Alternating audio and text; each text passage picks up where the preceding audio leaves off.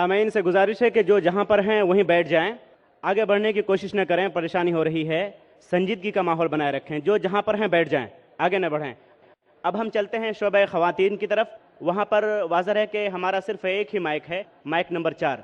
Mic number 4 पर अगर कोई गैर मुस्लिम बहन, गैर मुस्लिम खातून हैं तो वो सवाल कर सकती हैं। माइक नंबर 4 से। हेलो डॉक्टर साहब, मेरा नाम है रुमा गुप्ता और मैं ग्रेजुएट कर चुकी हूँ। मेरा सवाल है कि अगर एक मुस्लिम लड़का और एक हिंदू लड़की शादी करे और अगर ऐसा हो कि वो मुस्लिम लड़का हिंदू लड़की के घर में नमाज पढ़े और वो हिंदू लड़की उसके घर में जाकर पूजा भी करे, तो ये क्या जायज़ है या नाजायज़ है?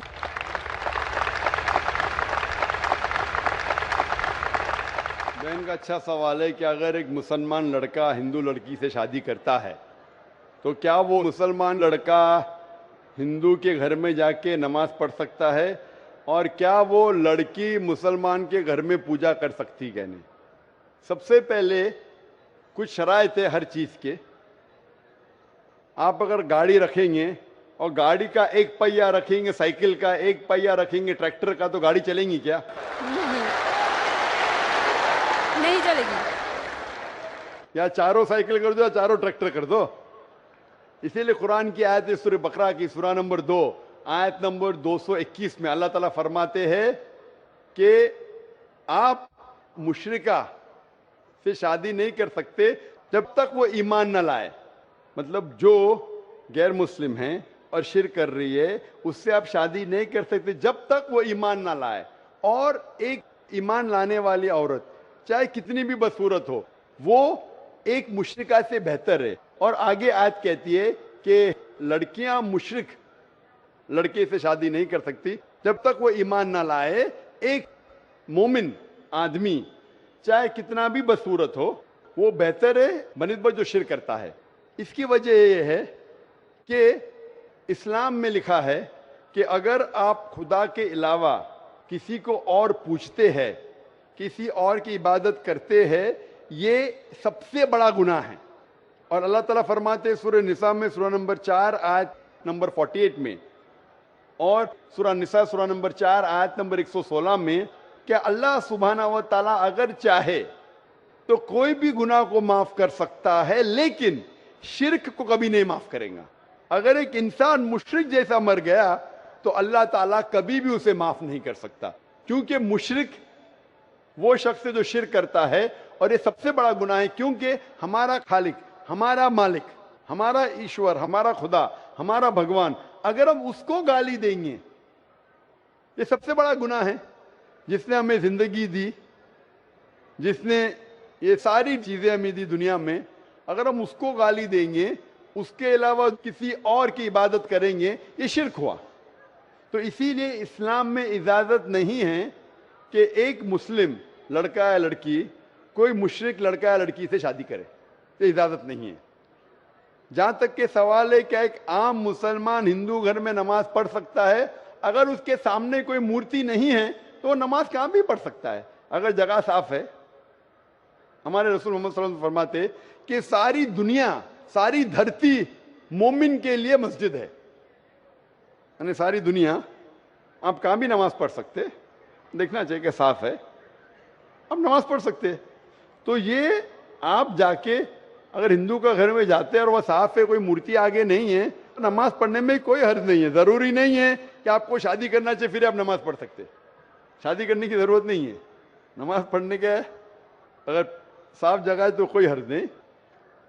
इसीलिए शादी के लिए शर्त है कि दोनों का ईमान हो।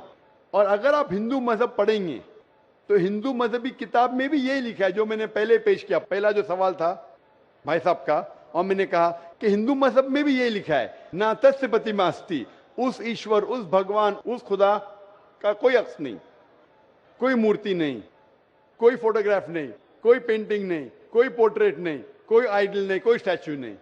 अगर ये मान ले कि कम से कम जो यकसा है हिंदू और इस्लाम के मजहबी किताब में, कम से कम उसके ऊपर अमल करे तो अक्सर हमारे मुश्किलात दूर हो जाएंगी। जो यकसा नहीं है उसको कल डिस्कस कर सकते। और अगर आप तहकीक करते हैं तहकीक करते, हिंदू मजहब की किताब पढ़ते और इस्लाम मजहब की किताब पढ़ते, दोनों में लिखा है खुदा एक है, दोनों में लिखा है खुदा का कोई अक्स नहीं है, दोनों में लिखा है कि खुदा का कोई बुत नहीं है, दोनों में लिखा है कि खुदा के अलावा किसी और की इबादत नहीं करना चाहिए, दोनों में लिखा है कि आखिरी पैगंबर मोहम्मद सल्लल्लाहु अलैहि वसल्लम में, दोनों में लिखा है कि शराब नहीं पीना चाहिए। मैं हवाले दे सकता हूँ और मैं तकरीर एक दिया हूँ, सिमिलैरिटीज बिटवीन इस्लाम एंड हिंदुइज्म, इस्लाम और हिंदुइज्म में यकसानियत दोनों किताब में है। आप अगर पढ़ेंगे कुरान मजीद में सूरह माइदा सूरह 5 आयत नंबर 90 में लिखा है कि शराब पीना हराम है। अब Manusmriti chapter number 9 verse number 225 पढ़ेंगे, उसमें लिखा है शराब पीना हराम है। कुरान में लिखे सूरह माइदा सूरह नंबर 5 आयत नंबर 3, सूरह बकरा सूरह नंबर 2 आयत नंबर 173, सूरह अनाम सूरह नंबर 6 आयत नंबर 145 और सूरह नहल चैप्टर 16 वर्स 100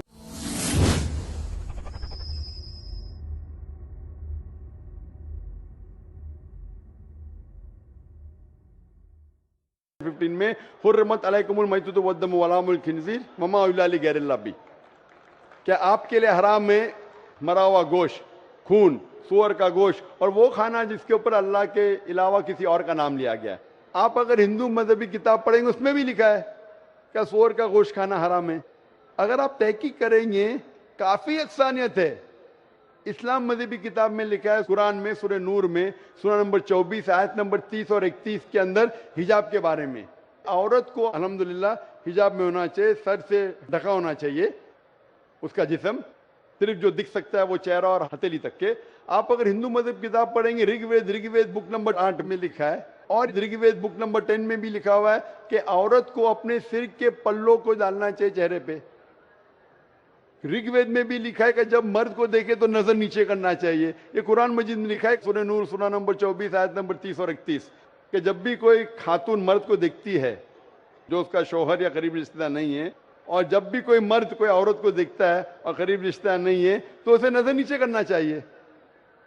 तो इस तरीके से आप तहकीक करेंगे, जो यकसानियत है उसके ऊपर तो अमल करो। तो यकसानियत हिंदू और इस्लाम मजहब में जो मजहबी किताब में लिखा है, लेकिन अफसोस की बात है कि मजहब के ठेकेदार ये चीज का जिक्र ही नहीं करते। क्यों? इसीलिए मैं हवाले देता हूं। मैं कोई आलिम नहीं हूं, मैं कोई पंडित नहीं हूं, मैं अपने आप को तालिब इल्म कहता हूं, लेकिन मैं हमेशा हवाला देता हूं। तो किसी को भी शक है, किसी को भी शुबा है तो घर पे जाके चेक कर सकता है, या इंटरनेट पे जाइए, आप टाइप करो, वेद भी इंटरनेट के ऊपर है, कुरान भी इंटरनेट के ऊपर है, टाइप करो, रेफरेंस टाइप करो, आपको हवाला मिल जाएगा। तो इसीलिए गाड़ी चलने के लिए दोनों का जो रूल्स एंड रेगुलेशन है वही होना चाहिए, इसीलिए दोनों लोग मोमिन होना जरूरी है। Hope that answers the question. अब हम सवाल करने का मौका देते हैं उस गैर मुस्लिम खातून, गैर मुस्लिम बहन को जो यहाँ हमारे पास डैश के नीचे मौजूद है। आप सवाल कर सकती हैं।